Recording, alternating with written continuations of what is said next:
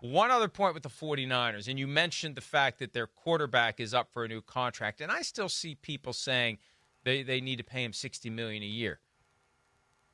I don't think they're going to pay him $60 million a year, especially not now when they have him under contract for one more year at $5 million and they have the franchise tag next year. You don't pay him $60 next year. Make him prove that he can do it for another year. And the interesting wrinkle there, the guy that Kyle Shanahan was linked to 4 years ago when they moved from 12th in the draft to 3rd in the draft, and we knew they were going to take the next quarterback after Trevor Lawrence and Zach Wilson.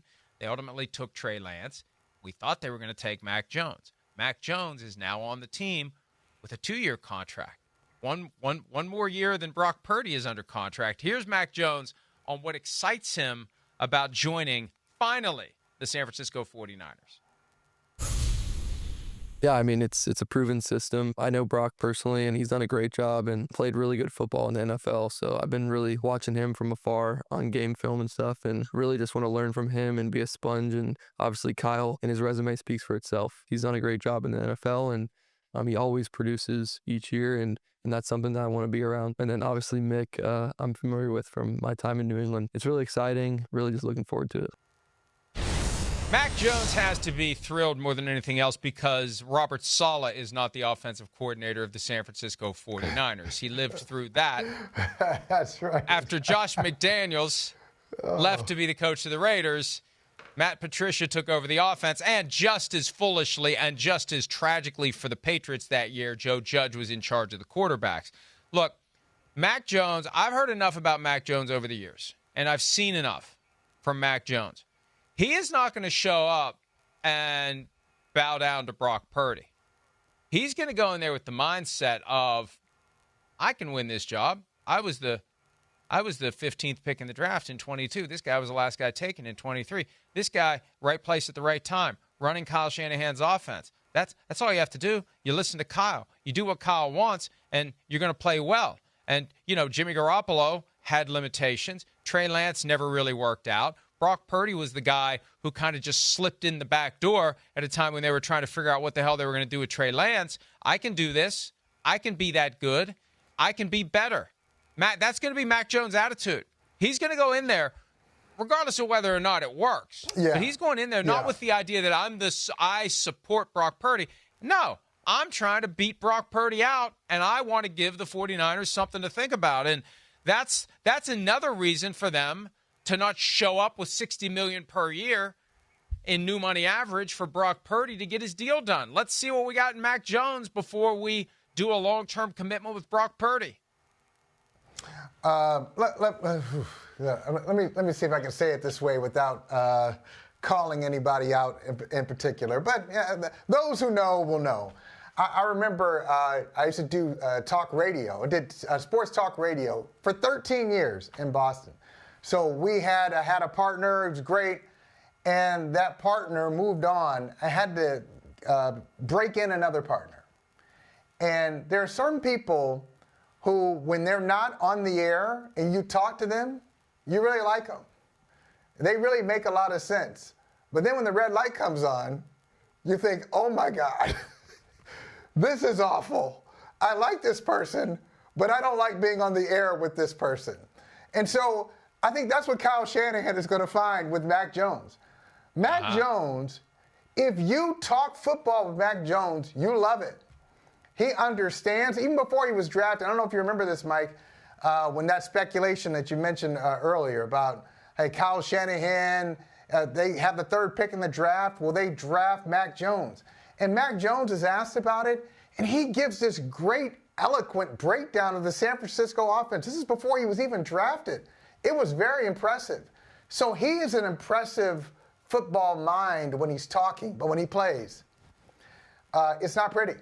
He just does things that are just head-scratching, and he will drive Kyle Shanahan crazy. He will make him crazy. So he's not going to beat out Brock Purdy. If he does beat out Brock Purdy, it's going to be for a game or two, and then Purdy will go right back in there and take the job back because he's just not capable of – I don't think he's capable of maintaining it at a starter's level. He's a cameo guy, but I don't think he's a starter anymore. And I'm glad you said what you said, because I don't want my comment to be taken out of context and end up everywhere on social media as me advocating that Mac Jones is better than Brock Purdy. I'm saying he's going to go in there with that mindset. You're right.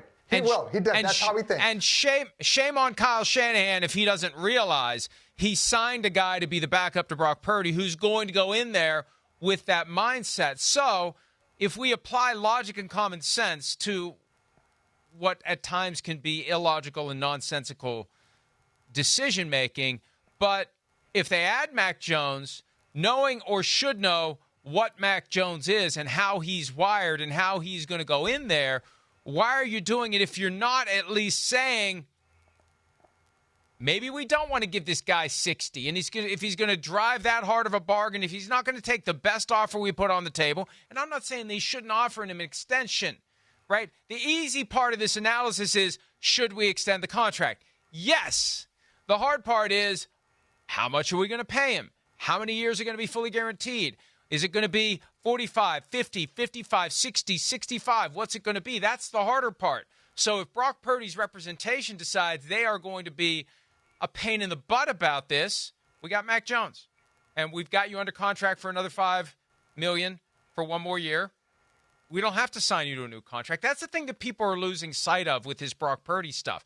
Just because he is eligible for a new contract, they don't have to do it. They should, but that doesn't mean just hand over the keys to the vault and say, go take whatever you want. And, if you feel like leaving some money behind, that would be nice. But, hey, it's your right. You've earned it. Take whatever you want, and we'll just go from there.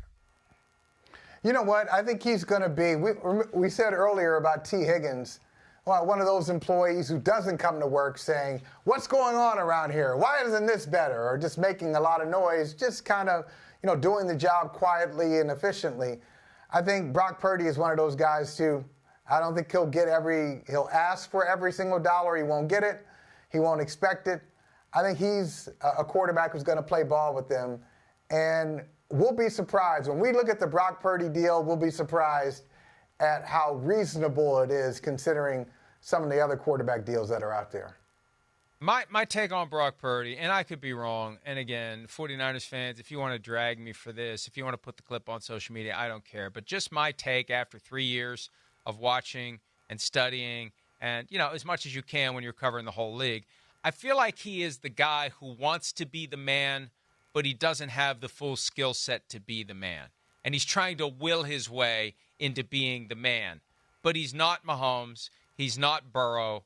He's not Lamar Jackson. He's not Josh Allen. He's never going to be those guys. Very good at what he is. Very good. But yeah, he's trying to be more than he is. And I think that's why they kind of hit a wall last year. He was talking about becoming dominant like Tom Brady. Okay, that's fine if you can play that way.